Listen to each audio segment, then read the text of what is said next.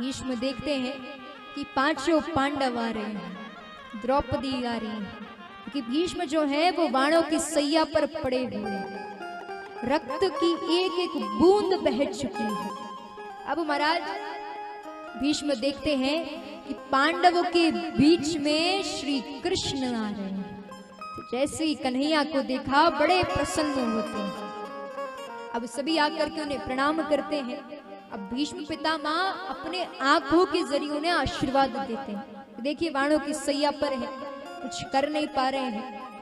तब श्री कृष्ण भीष्म पितामह से कहते हैं, देखिए आपके पौत्र जो हैं वो भारत के सम्राट बन चुके हैं, तो आप कृपया करके इन्हें ज्ञान के उपदेश दीजिए। तब महाराज भीष्म पितामह कहते हैं पांडवों से कि देखिए आप सम्राट बन गए हैं, बड़े गर्व की बात है, बड़ी खुशी की बात है, पर सबसे जरूरी बात कि आप गृहस्थ को कभी आलसी नहीं होना चाहिए। खूब धन कमाओ, पर हाँ जितना धन कमाओ उसका 10वां हिस्सा हमेशा दान में दें, क्योंकि कहा जाता है कि आपका धन पवित्र होता है दान करने से, आपका तन पवित्र होता है सेवा करने से, और वहीं आपका मन पवित्र होता है कीर्तन करने से। तब महाराज वो कहते हैं कि हमेशा जो भी कमाओ उसका 10वां हिस्सा दान में दें। दूसरी बात, प्रजा पर कभी अत्याचार होते मत देखना, अपनी प्रजा को परेशान मत करना। और यदि आपके आंखों के सामने कोई पाप हो रहा है और आप में सामर्थ्य है कि आप उस पाप को रोक सकते हो, सबसे पहले उस पाप को जाकर के रोकिए। कि यदि आप नहीं रोकते हैं तो आप फिर महापाप कर रहे हैं। इस तरह से भीष्म पितामह उन्हें ज्ञान के उपदेश देते हैं, वही उपदेश जो श्री कृष्ण ने अर्जुन को गीता में दिए। अब महाराज सभी को ज्ञान के उपदेश दे दिए हैं, सभी जाने लगते हैं, पर श्री कृष्ण वहीं रुकते हैं। अब द्रौपदी भी रुकी हैं, वो उन्हें आदेश दे रहे हैं, सभी को सुना रहे हैं कि आप महापाप होते मत देखना। जैसे ही ये सुनती है द्रौपदी तो हंस देती है। देखिए भीष्म पितामह के सामने हंसना कुछ छोटी मोटी बात नहीं है। तो भीष्म कहते हैं कि आप क्यों हंसी? द्रौपदी घबरा जाती है, कहती है नहीं नहीं कोई बात नहीं है। भीष्म पितामह कहते हैं कि देखिए कुलवती नारी कभी भी बिना किसी कारण के नहीं हंसती, कोई तो कारण है। द्रौपदी कहती है बुरा मत मानिए, पर जो कह रही हूं सही कह रही हूं। आज तो बड़े ज्ञान के उपदेश दे रहे हो लंबे लंबे, अरे कहते हो कि आग के सामने पाप होते मत देखो, फिर क्यों खुद ने वो पाप होते देखो? अरे वो दुष्ट दुशासन मेरे केश पकड़ कर ला रहा था, भरी सभा में लज्जित करने का प्रयास करा। वो मैंने आपसे पूछा था कि जब पांचों पांडव अपने आप को हार चुके हैं तो मुझे दांव पर लगाने का हक किसने दिया? आपने कुछ नहीं कहा। अरे एक बार आंख ऊपर करके उस दुर्योधन की तरफ देख लेते तो हिम्मत नहीं थी कि मेरे वस्त्र का स्पर्श कर सके। अरे वो तो श्री कृष्ण की दया थी, उनकी कृपा थी कि आकर ने उन्होंने मेरी लाज बचाई। भीष्म कहते हैं कि आप नहीं जानते, आज इस बाणों की सैया पर पड़े मुझे 54 दिन बीत चुके हैं। मुझे वरदान है इच्छा मृत्यु को, मैं जब चाहूं मेरी तब मृत्यु हो सकती है, लेकिन ये मैं मेरा पश्चाताप कर रहा हूं। जानता हूं आंखों के सामने महापाप होते देखा, पर हो सके तो मुझे क्षमा कीजिए। अब महाराज इस तरह से द्रौपदी को वो समझाते हैं, द्रौपदी समझती हैं, सभी को ज्ञान के उपदेश देते हैं, सभी जाने लगते हैं, पर श्री कृष्ण वहीं रुकते हैं। सब पूछते हैं आप क्यों रुक रहे हैं? श्री कृष्ण कहते हैं कि मैंने भीष्म पितामह को वचन दिया था कि उनके अंत समय में मैं उनके निकट रहूंगा। पांडव कहते हैं कब वचन दिया था? वो कहते हैं कि ये बात युद्ध के समय की है कि जब युद्ध चल रहा था तब करीब 10 दिन बीत चुके थे।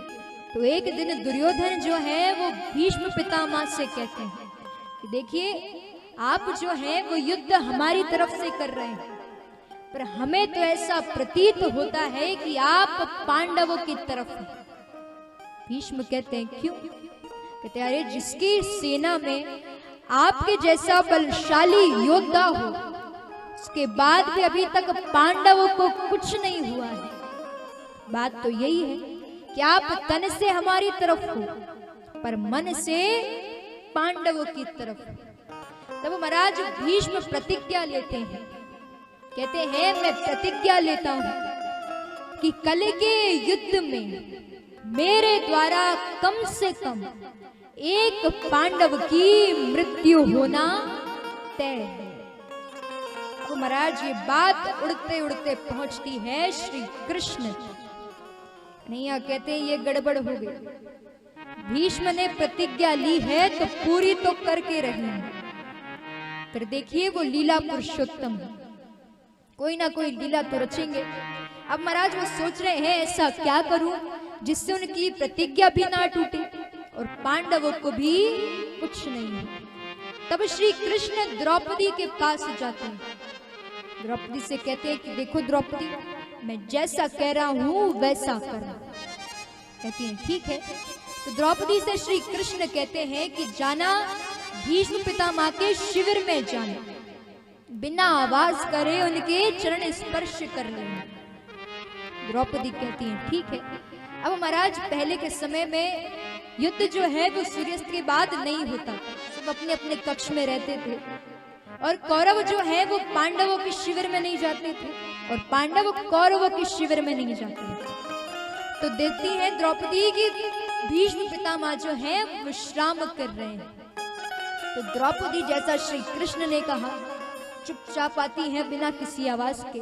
अब भीष्म पितामह ने नेत्र बंद करे, आंखों के ऊपर हाथ रखा हुआ है और उसके बाद द्रौपदी आती है उनके चरण स्पर्श करती है।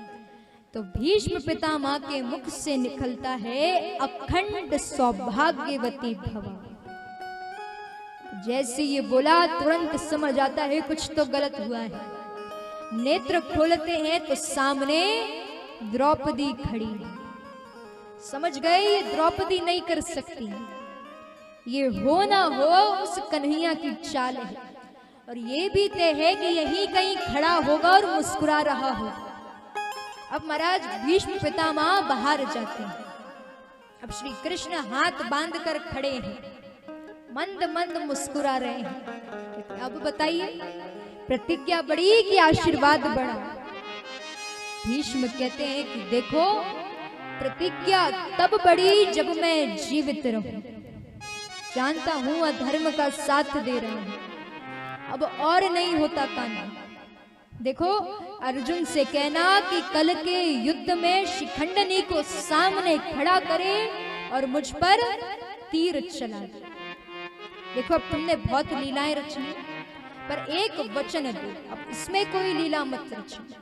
श्री कृष्ण कहते हैं बोलिए। तो भीष्म कहते हैं तुम मुझे वचन दो कि मेरे अंत समय में तुम मेरे निकट रहो। तो महाराज श्री कृष्ण उन्हें वचन देते हैं। अब यही सब बातें वो पांडवों को सुना रहे हैं। पांडवों से कहते हैं कि अब उनका अंत समय निकट है।